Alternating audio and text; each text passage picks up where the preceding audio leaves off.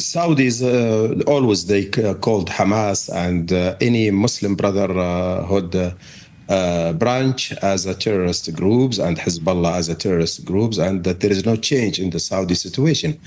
Owned news channel Al Arabiya has been ruffling some feathers in the Arab world. Algeria suspended the channel's license today, and earlier this week in Baghdad, the offices of NBC, which owns Al Arabiya, was raided by a mob and then shut down. Al Arabiya's office in Ramallah have also been attacked. So what's the issue? Well, there is some upset about the channel calling Hezbollah and Hamas members terrorists. Well, for more on that, we're joined by Saudi journalist Abdulaziz Al Khamis. Thank you very much for being with us, Mr. Al Khamis. We appreciate it. The British broadcaster, the BBC, in calling Hamas terrorists. I mean, what is the upside for a Saudi-owned news channel in doing that? Saudis always they called Hamas and any Muslim Brotherhood branch as a terrorist groups and Hezbollah as a terrorist groups, and that there is no change in the Saudi situation. The decision to ban television stations and revoke their license due to their stance in the Gaza and Lebanon conflict and for labeling Hamas actions as a crime reflect an unfortunate lack of foresight. Such channels contribute positively to the country's media landscape. Let us see who's those countries who banned NBC, Iraq and Algeria. Those countries, they have no media, no free media. They have a lot of support of Hamas and Muslim Brotherhood and other terrorist groups.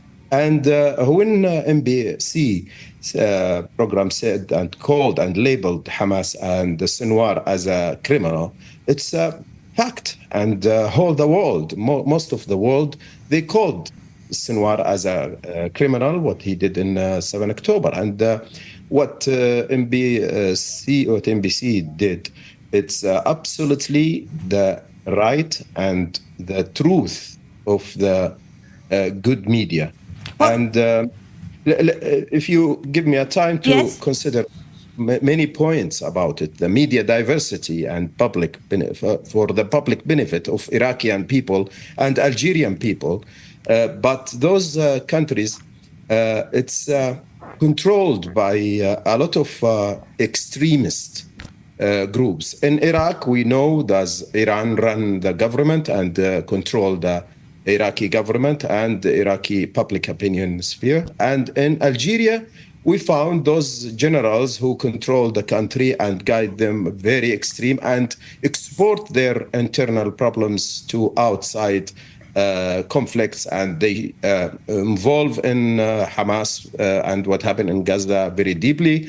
And the president of Algeria, he used the Gaza conflict for his campaign to be a president, and we know he should be a president because the generals of the army behind him and his groups.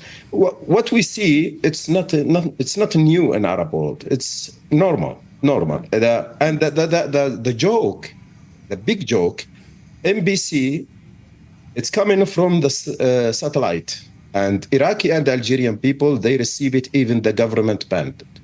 And the government banned the offices of NBC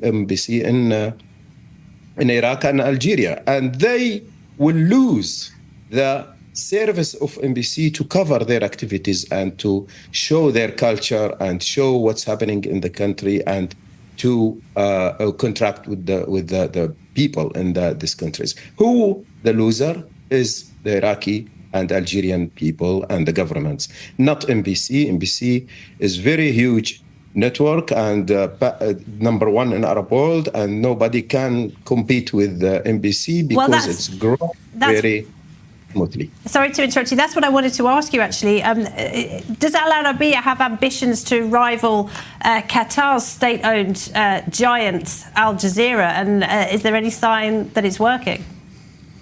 I can't talk on behalf of Al Arabiya, but as an independent journalist, I can say everyone have his agenda and everyone who play a role in Arab world.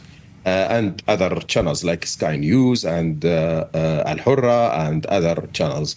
What we can see, the Al Jazeera is supporting Muslim Brotherhood, Al Arabiya is against. Al Jazeera support Hamas, Al Arabiya against. Al Jazeera support and cooperate with Iran and their arms, like Houthis and others. Al Arabiya not. And you can now compare who's the good and who's the bad.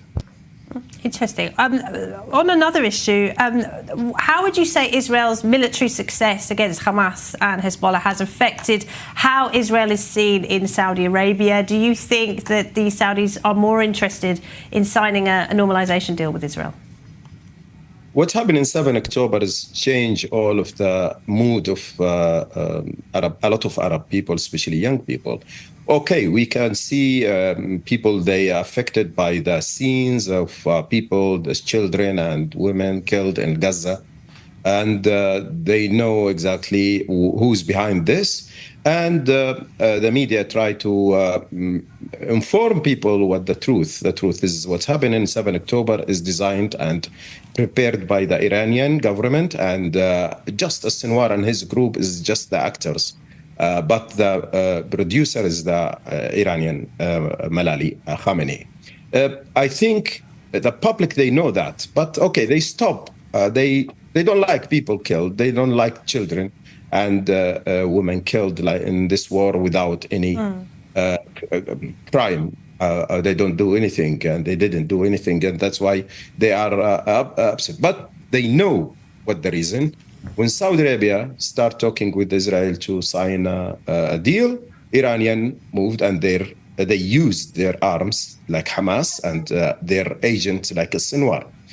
But true, people happy when Sinwar died and Nasrallah died, killed, and they know it will guide us to more stable and more peaceful environment in the region. We want the peace in the region because we know it's good for all of us. But those in Iran, they don't like it. And those in Iran. And other point, we are, some of us, happy because we saw now Israel and the United States, they, especially in the United States, they know who's behind all of the problem and mess in the region. It's Iran. And they should stop Iran. Well, is Israel, to a certain extent, some people here in Israel anyway, feel a little like the country is alone in standing up to Iran, and even the Americans are very reluctant to take on the Ayatollahs.